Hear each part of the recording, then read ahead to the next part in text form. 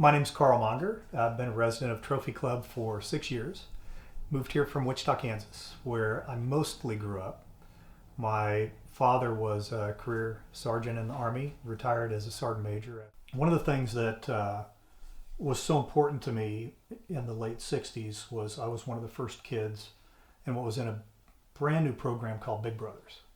And I have a newspaper article from those days that has a picture of me and Dave Adams, who was an attorney, we would build model airplanes together. We'd go fly kites. We'd go play rudimentary game. I was going to say video games in the late 60s. There were no video games, so it's probably just pinball or something. But we'd go out and do fun stuff. And I love the fact that Big Brothers Big Sisters facilitates that connection for those young boys and now girls that never had that as part of their family. So, and it was actually in 2002, 2003, was blessed and fortunate enough to go run the agency that I'd been a kid in many, many years before. Pulled out of what I was doing in construction equipment, sales and management, and did the Big Brother thing for a couple of years before going back into the construction equipment world. Around the time that I was turning 18 and became a Big Brother, then I went to Wichita State University.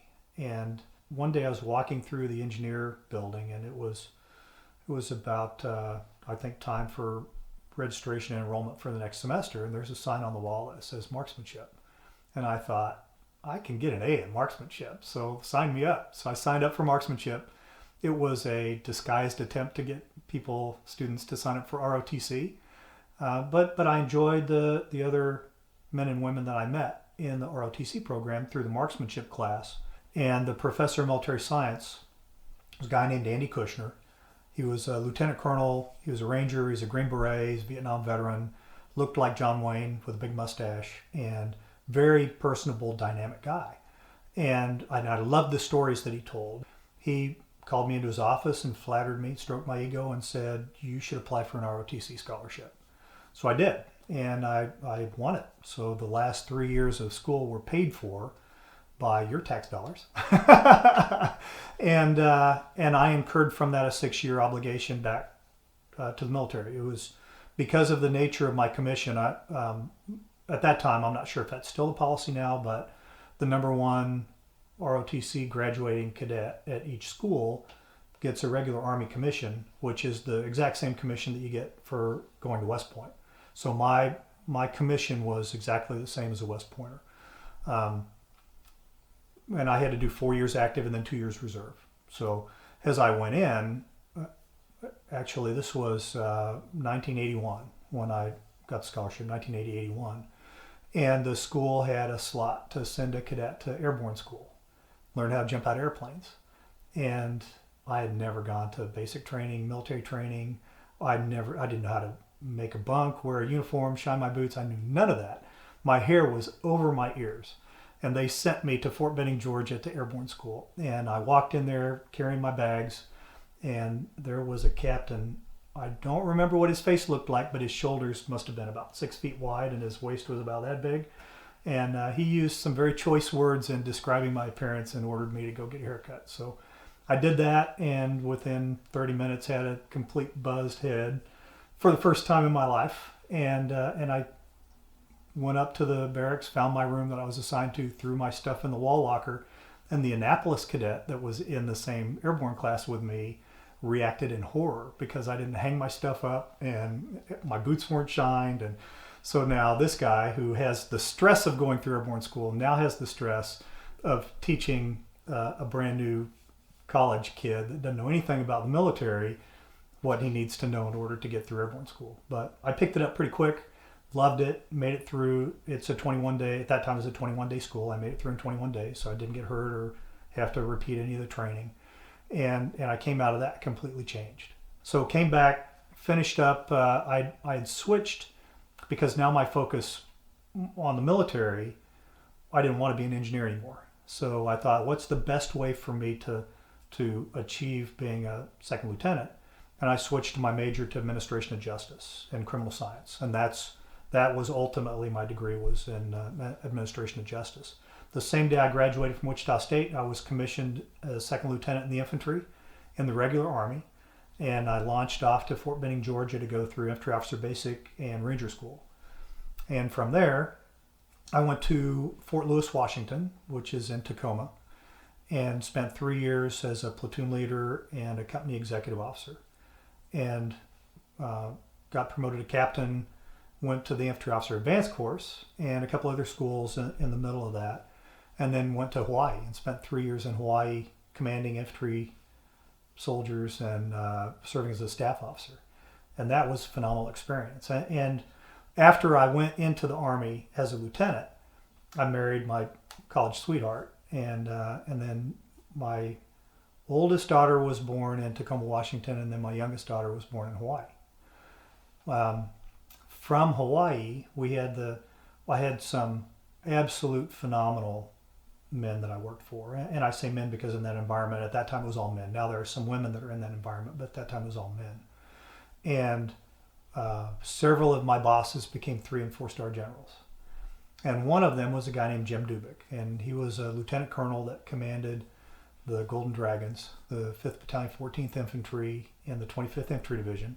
He called me into his office and he said, you need to apply to go to the Ranger Regiment because they need officers like you. So I put together a packet. You have to have done the job that you want to do in the Rangers above and beyond everybody else, and then you get recommended and you apply for assignment to the Ranger Regiment. And of the 100 captains that are fully qualified and would do just as well or better than I did there, they can only take about 20 a year. So it's a very, very selective process.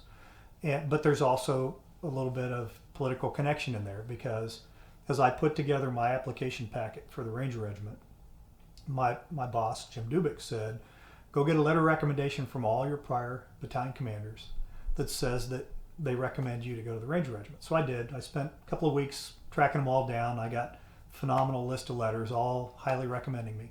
And I go into Jim and I said, hey, sir, I've got my packet ready. All I need is your letter. So he opens up his desk drawer and he takes out a thing like this and he writes, Buck, hire this guy, Jim. And he rips it off and hands it to him.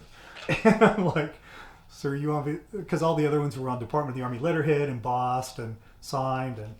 You want me to send this to the Army with the official packet? And he said, it's better than any other letter you have there. Well, Buck was the Ranger Regimental Commander at the time. And he and Jim had been lieutenants and captains together early on. They were some of the men that helped form the battalion when it started in 1974-75 timeframe. So despite the fact that the general at the 25th Infantry Division denied my request to be assigned to the Ranger Regiment, about a month later I got a letter that said, congratulations, you've been assigned to the Ranger Regiment. So I got there I was the first infantry captain to show up there after Just Cause in Panama. And in the military, being deployed into a combat zone that's the ultimate. That's the Super Bowl for a military unit. Now they had all done that and I hadn't. So I got there and I'm the outsider trying to work my way in. And I spent 3 years there and I loved it. And I think I worked my way in and I proved myself while I was there. And then Desert Storm was going on at this time. So the battalion we were alerted and deployed to Desert Storm after the ground war. Saddam Hussein was moving troops back down to the border and they wanted somebody to get in his way fast and they picked my battalion to go. So we flew from Savannah, Georgia to Madrid, Spain, changed into different planes and then flew the border of Iraq and Kuwait where we did an in-flight refuel and then we parachuted into Ali al-Salam airfield. There's a picture on the back of my office here of that jump into that airfield. And then we walked off into the desert, blew a bunch of Iraqi stuff up and walked out. The following year, after we had gotten back to the States, my battalion commander, now a guy named Ken Stouse, who I was his personnel officer, which means we worked very closely hand in hand. I was like his HR director for a year before I moved over into the operational side and worked more on the training and the war plan stuff. He was killed in a helicopter crash. And it was October in 1992. I wear his name on my wrist. And the 12 men that died on that helicopter, that changed the course of my life. And I decided I'm getting out of the Army. I'm going to go home. I'm going to be a dad. I'm going to move back to Wichita, Kansas, and figure this out. And within a very short period of time, like weeks, I found myself back in Wichita, Kansas, knocking on doors trying to find a job. And it's a very frustrating experience to go from being the assistant operations officer. It's almost like the chief of staff of a company of one of the most prestigious units in the United States, in the Army, to go into a community that doesn't know anything about that environment. And when you're talking to potential civilian employers, all they see is somebody who was in college 10 years ago with a degree in criminal justice. And you've been out of the workforce for 10 years and now you want to work at this company? What can you bring to us? Like, get out of that chair. I'll do your job right now, because that's the capability that I bring. But that's not the way it works. And I ended up, through an introduction from a relative to a family friend, got the opportunity to work at a 7-Up bottling company as their safety and training director. And the reason why I got the job was because the insurance company was going to cancel their policy because they had so many accidents and injuries. The day that I started, the very first day on the job, the warehouse manager crushed his foot in a forklift. Shows you what I'm stepping into. It was not the environment that I wanted to be in. And this happens to a lot of veterans, and it leads into the work that I do with veterans today. So as I'm frustrated in this job, one of two things are going to happen. I'm going to get angry, I'm going to quit, or they're going to fire me because I have an attitude, right? But if I don't know any better, I'm going to do it again. And if you do it 2 or 3 times, you have 3 or 4 jobs in 5 years. Who wants to hire you? You have a toxic resume. And if you look at some of the veterans, when they come out of the military, they'll have 3 or 4 or 5 jobs in the first 5 or 6 years they're out of the military. And it becomes a downward path that can sometimes lead to disaster. I ran the heavy sales division of a Caterpillar dealer for a few years, and I ran a United Rentals branch for a few years. Loved that environment.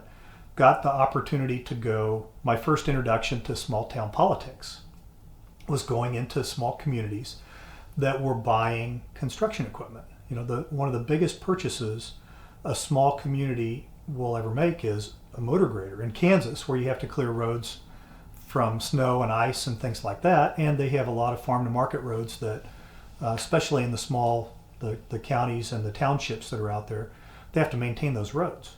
And so you have this very small community that has volunteer trustees that work on the township board, and they're getting ready to spend $300,000, $400,000, $500,000 to buy a motor grader that they're going to use for the next 30, 40, maybe 50 years. Some of the equipment out there is ancient.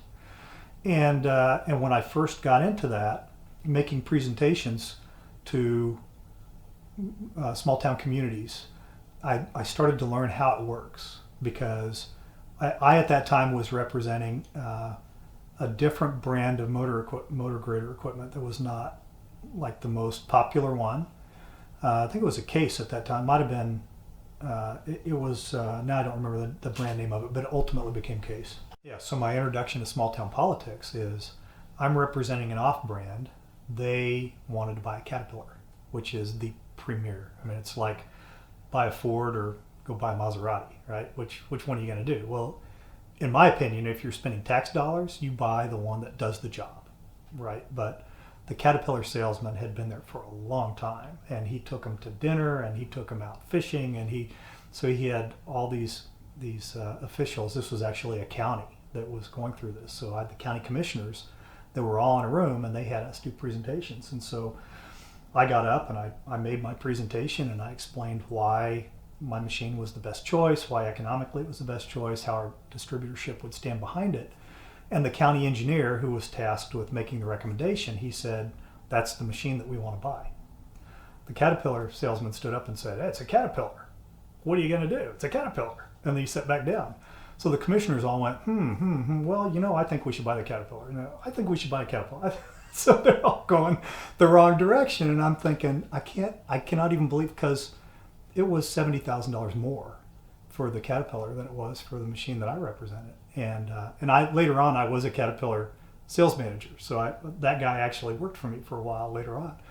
But they said, do you have anything that you'd like to say? So the Caterpillar guy stood up and said, it's a good choice, the Caterpillar. And I stood up and I said, if you give me the price that you want to pay him, I'll give you a loader backhoe for free. And so all this is going into the county records. So now they're like, oh. So that was the first motor grader that I sold. And the Caterpillar guy did not like me after that. But I had a good time for a couple of years doing that until a headhunter picked me up and I got moved out to Albuquerque to do high-tech engineering design and data management software. And then that company got sold and divided up, and so I found myself looking for a job after a couple of years. And my buddy that had helped me transition, his name is Bill. Bill called me up and he said, "Hey, I heard you're looking for work. I have a United Rentals branch open. Will you come run this United Rentals branch?" So I came back to Wichita and ran the United Rentals branch until I walked into his office and said, "The Big Brothers folks want me to work for them." And he knew how important that was in my life. And this is an example of the kind of guy this is. He stood up, came around the desk, gave me a big hug, and he said, "Then that's what you should do." So with the encouragement of Bill, who had helped me transition, I'm sitting across the table from him, and we're talking at a restaurant. And I said, "Big Brothers Big Sisters has been such a big part of my life. What if there was a Big Brothers Big Sisters for veterans? If we would connect men and women as they left the military, then that older veterans like a big brother, the younger veterans like a little brother, and that relationship can help the younger veteran make better choices." He reached into his wallet, pulled out a $100 bill, slid it across the table, and said, "There's your first donation. Get going." So he became one of the first founding board members of Gallant Few as it became a nonprofit in 2010. And he said, "Now, you remember how I helped you transition?" And he said, "Your idea isn't only for Rangers. What are you doing for veterans like me?" Because he wasn't a Ranger, never jumped out of a plane. So immediately we said, okay, we'll help any veteran, any branch, any era. So if they're a World War II, Vietnam, it doesn't matter. If they have a disability or not, it doesn't matter. Even some veterans that have other than honorable discharges, we will help them based on why they got their discharge, right? If they're a child molester, I'm not interested in helping them. But if they had a drug offense that led them to get the other than honorable, and they can articulate that drug offense is related to post-traumatic stress, I'm going to help them all day long with everything I can, because in that environment, the VA says, we're not interested in helping you.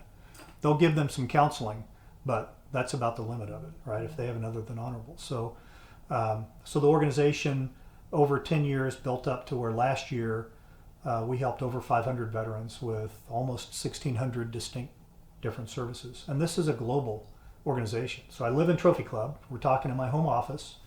My P.O. box is in Roanoke, but my office is in my pocket. It's my mobile phone. It's the network that we've built. There are 7 staff members that are paid by the organization now that work it. For the first 3 years, I didn't draw a salary from the organization. It didn't have the funds to do it. It wasn't ready to do it. But then after 3 years, as we started getting enough donations, it was time to decide, is this a profession or is this a hobby? Because if it's a hobby, I got to get a different job, because I hadn't had any income in 3 years, which my wife was a little concerned about. But so we started building the organization up from then to the one that it is now. And now we have distinct programs that serve different branches of the military. Along the way, I got certified as a Burris. It's called Functional Emotional Fitness. I'm a master practitioner in Burris Functional Emotional Fitness. And kind of the way that I think, when I met Dr. Burris, who's out of Los Angeles in the Burris Institute, they talked functional wellness. They talked emotional wellness. So his program was called Burris Emotional Wellness Coaching. And it was geared at understanding the power of your subconscious and how you unknowingly sabotage your efforts to achieve something. So after working with Dr. Burris for a year and starting to coach veterans and really getting into it, I said, wellness is a wishy-washy term. How do you measure wellness?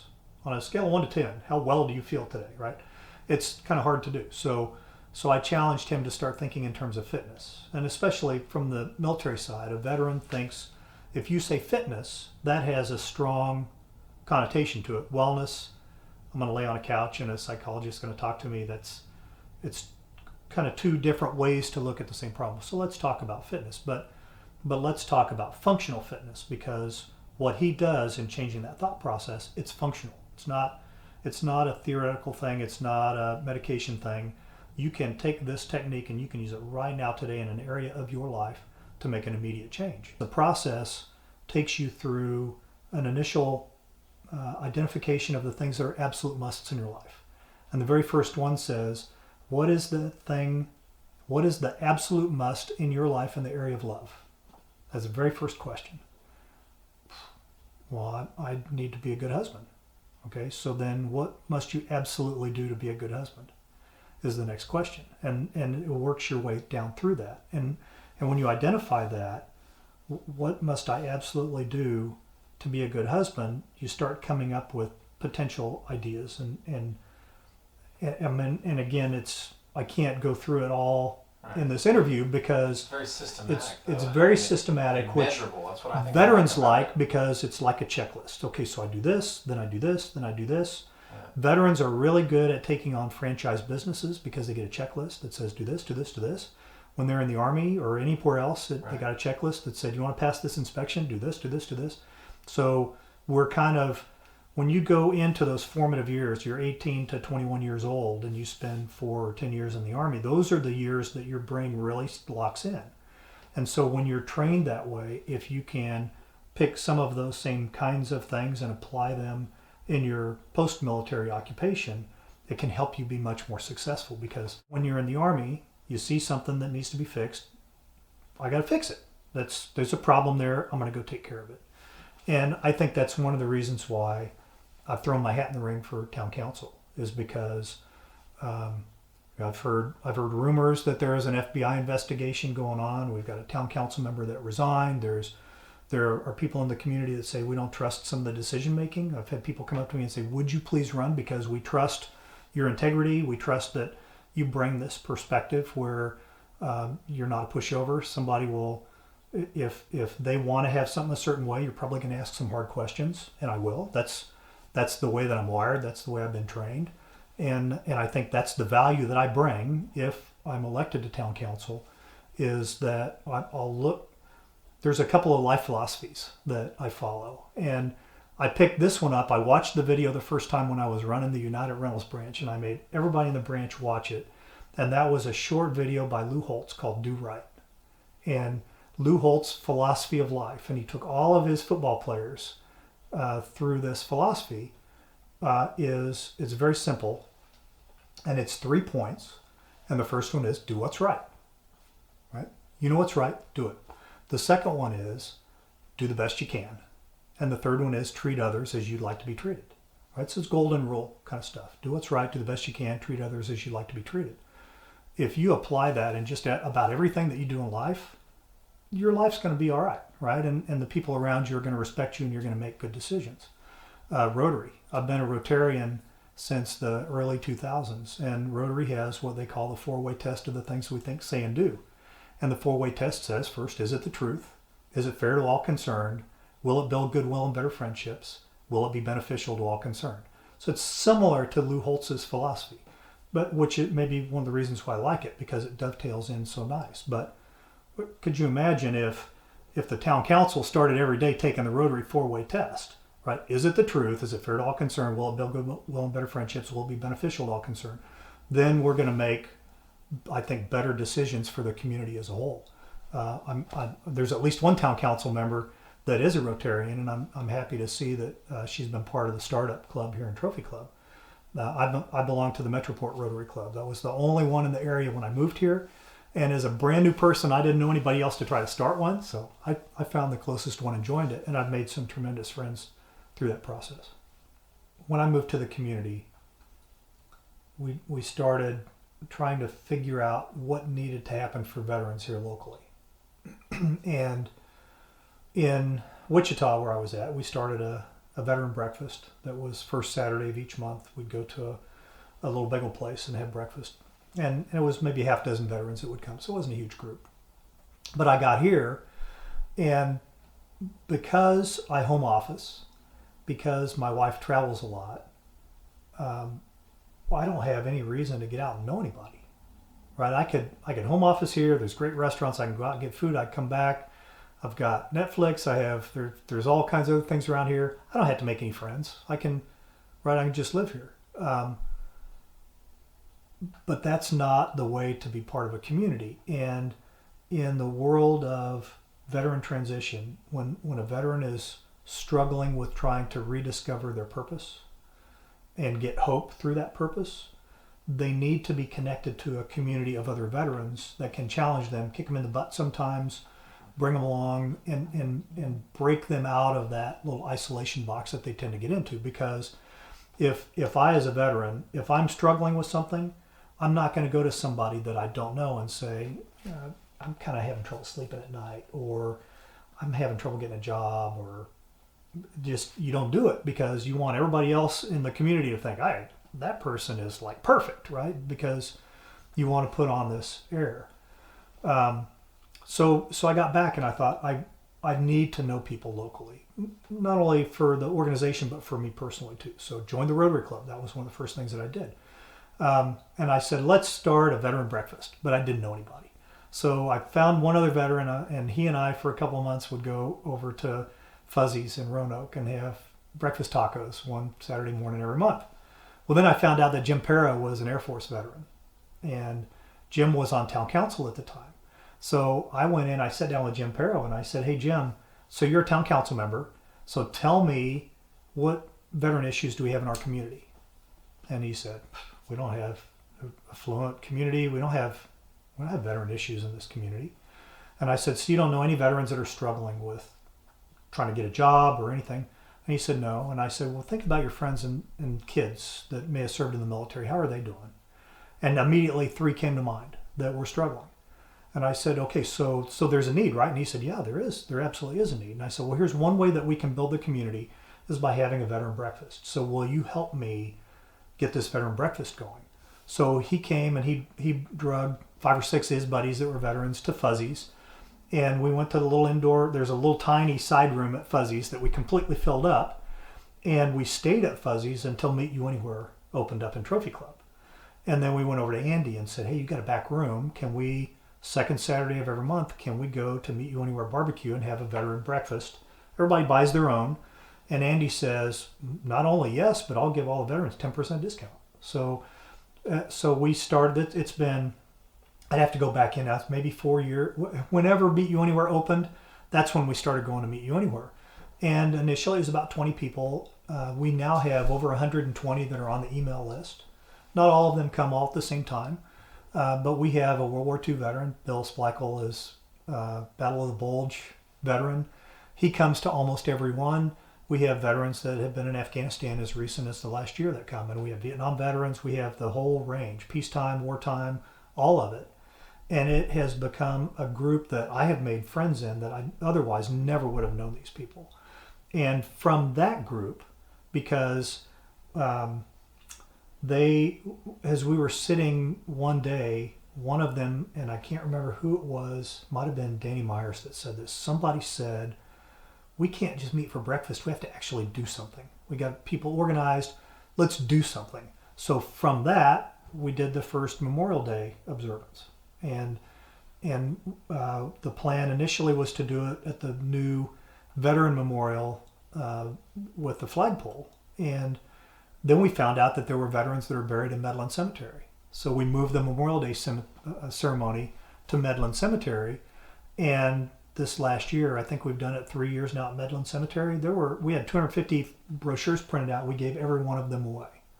So more than 250 people that came to this. And we had people stand up and talk intimately about men and women that they knew that had died on active duty, which is the purpose of Memorial Day. And then we found out there were a couple of Gold Star family members that had attended. And a Gold Star family member is someone whose son, daughter, brother, sister, spouse has died while serving our country. That the Gold Star family member should be the most important, revered person in the community because they've given a sacrifice that none of us can even fathom unless we've been there. But so now we've provided a supportive environment for them too. None of that would have existed if we hadn't started off with the Veteran Breakfast. And we do a dynamite Veteran Day observance too. So that, I think that those actions have helped to make the community a stronger place. And we've had veterans referred to us through that. One was a homeless veteran that we got connected. We gave a cash grant to. We got connected with a church that helped with employment and some other things. And that wouldn't have happened if somebody didn't know that I was involved with the Veteran Breakfast, because they called me up and they said, hey, you do the Veteran Breakfast, right? I said, yeah. Well, did you know there's a homeless veteran in Trophy Club? what? Who is this? Where can I go find them? So that was the introduction to it. And that's the goal of having something like that veteran breakfast, because it's visible, people know it's there. They'll refer somebody to us that needs to be connected in the community. So it's incredibly important.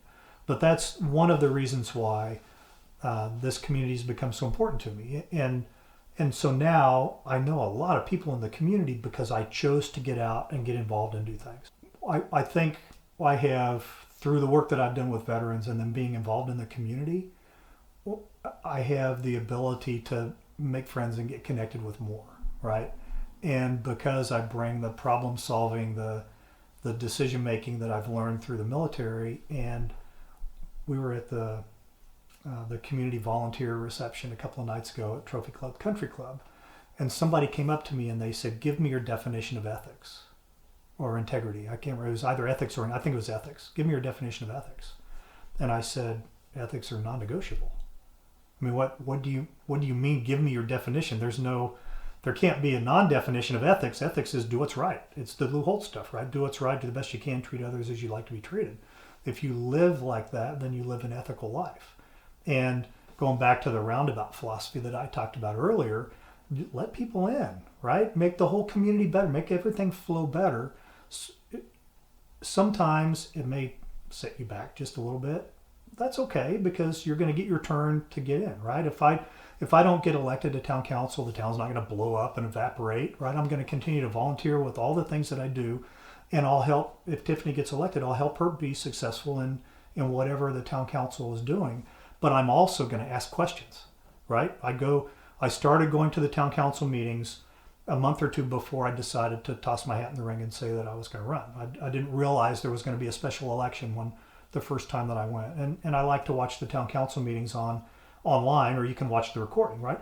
Everyone that lives in this community should watch those. You need to know what's going on. You need to know who we're honoring, because then when you see them at the grocery store, at church or something, you can say, "Hey, nice job. I saw the town council made a proclamation in your honor." That's kind of cool when those kind of things happen. But then you need to understand the things that we're debating. There's, I don't want to go into specifics, but there are sometimes people do things that are detrimental to other people in the community, and they're not thinking about the bigger picture. And then we all have to live together. My wife has told me this is my pine box house, right? So the only way I'm leaving this house is if I get carried out in a pine box. We're not moving this is the house I'm going to die in. But meaning we love the community. This is where we want to stay, right? We could go, my business isn't predicated on where we reside. And when she retires, it won't be either. But we love the community. We want to stay involved in it and help be a part of making it a better place.